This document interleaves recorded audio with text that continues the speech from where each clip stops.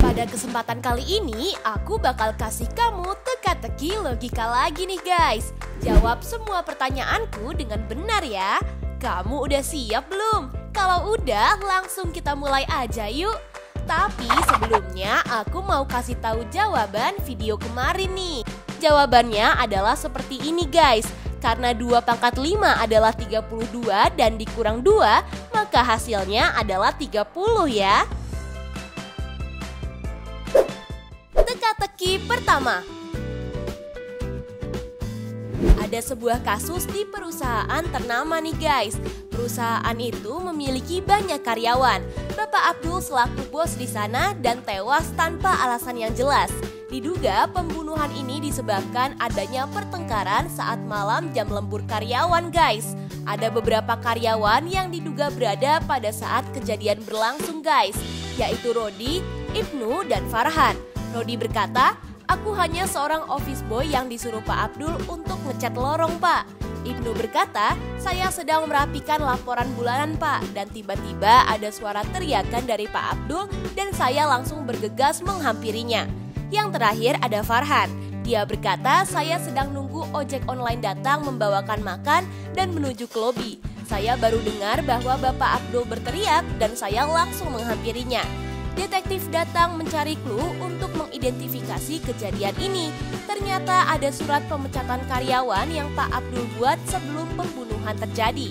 Surat itu berisi nama karyawan yang ditulis seperti ini: F+3, A+1, M+1, S+2.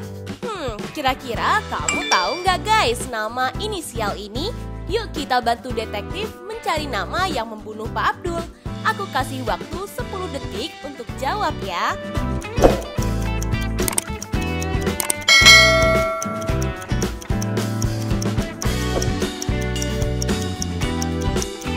Jadi ini semua adalah kode yang dibuat Pak Abdul guys. Maksudnya adalah F+3 ialah huruf ketiga setelah huruf F, yaitu huruf I. A+1 adalah huruf ke-1 setelah huruf A, yaitu B. M+1 ialah huruf ke-1 setelah huruf M, yaitu huruf N. Dan yang terakhir S+2 ialah huruf kedua setelah huruf S, yaitu huruf U. Jadi pelaku pembunuhannya adalah Ibnu guys, karena Pak Abdul menulis namanya di surat pemecatan karyawan.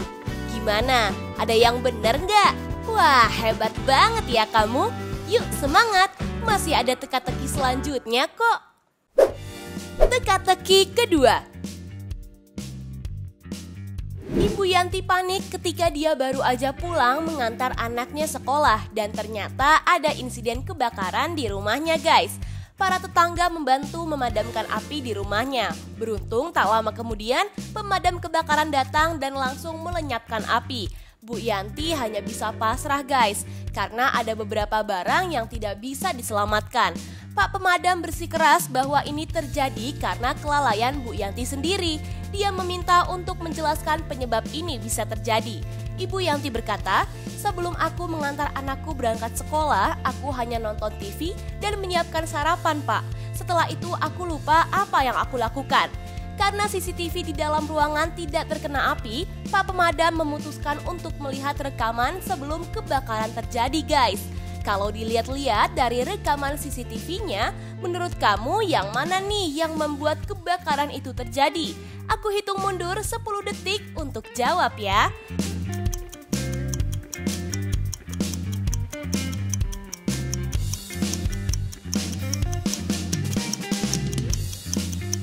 Jadi kalian lihat aja tuh, ada sebuah setrika yang menempel di baju dan membuat baju itu terbakar ya.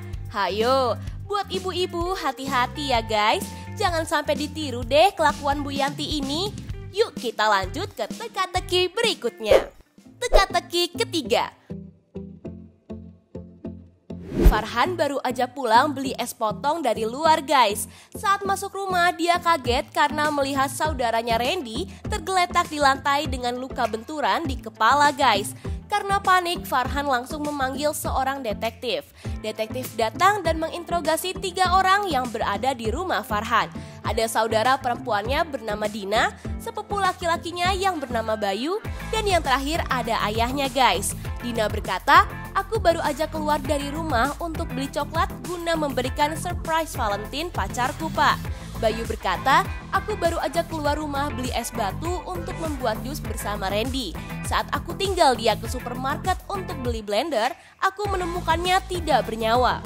Dan yang terakhir ada ayahnya guys. Dia berkata, "Aku sayang banget sama anakku Randy.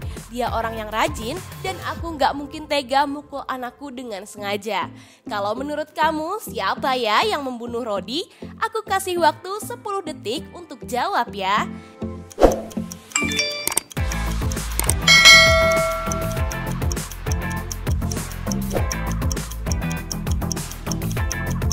Kalau dilihat dari setiap orang yang diinterogasi Pak Detektif, kalian lihat aja tuh, ada bekas air di dekat mayatnya Randy yang kemungkinan berasal dari es batu yang dibeli Bayu guys. Gimana? Kamu curiga nggak nih sama si Bayu? Buat kamu yang salah, yuk semangat, kita lanjut lagi ke poin selanjutnya. Teka-teki keempat. Pada siang hari di sebuah taman bacaan ada seorang kutu buku yang bernama Iqbal guys. Dia sering banget baca buku di taman itu.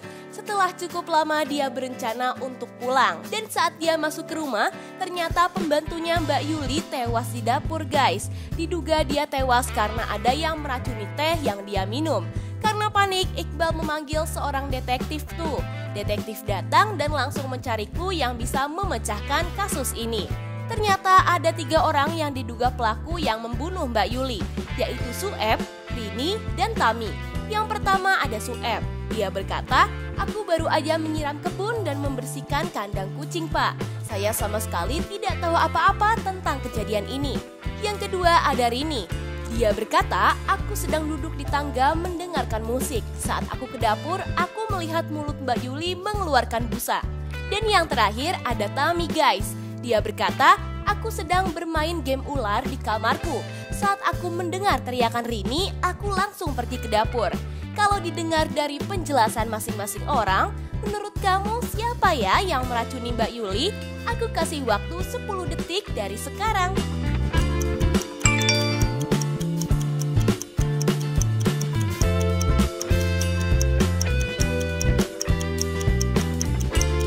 Jadi pembunuhnya adalah Rini guys. Kalian lihat aja tuh, rumahnya Iqbal nggak tingkat ya.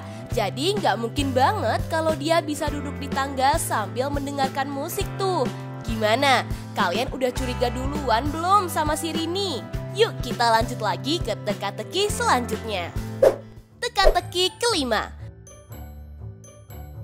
Ada seorang bapak yang datang ke kantor polisi guys. Dia melaporkan putra satu-satunya telah diculik.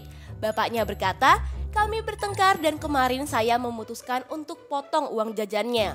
Lalu dia pergi untuk menenangkan diri dan tidak kembali lagi ke rumah kami. Pada malam hari dia menelpon dan memberitahu saya, 'Ayah, aku telah diculik. Mereka ingin 500 juta untuk tebusan.' Mereka pergi melintasi jembatan menggunakan mobil dan memakai tas di kepala mereka ya. Tetapi Pak Polisi bersikeras bahwa anak bapak itu tidak diculik." Lah, kok bisa tahu ya? Apa yang membuat Pak Polisi curiga ya guys? Aku kasih waktu 10 detik dari sekarang.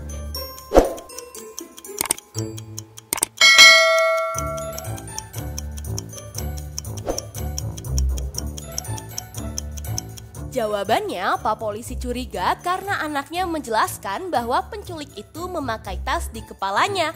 Lah, kalau memakai tas di kepala, otomatis dia tidak bisa melihat jalan kan?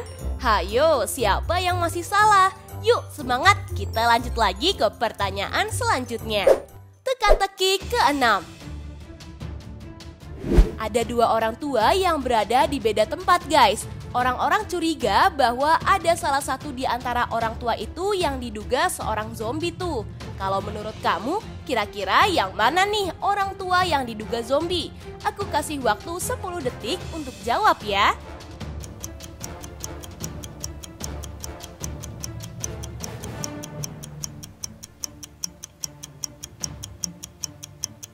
Gimana? Udah ketemu jawabannya? Kalau udah jawabannya, coba kasih tahu aku di kolom komentar ya. Nah, itu dia guys, teka-teki logika paling susah. Kalau kamu bisa jawab semua, berarti kamu pinter nih. By the way, kamu bisa jawab berapa soal guys? Coba kasih tahu aku di kolom komentar dong. Oh iya, kalau kamu suka sama teka-teki dari Tips Pintar, jangan lupa like, share, dan subscribe ya guys. Supaya kamu nggak ketinggalan teka-teki dari aku. Tips Pintar selalu lebih tahu. Peace out!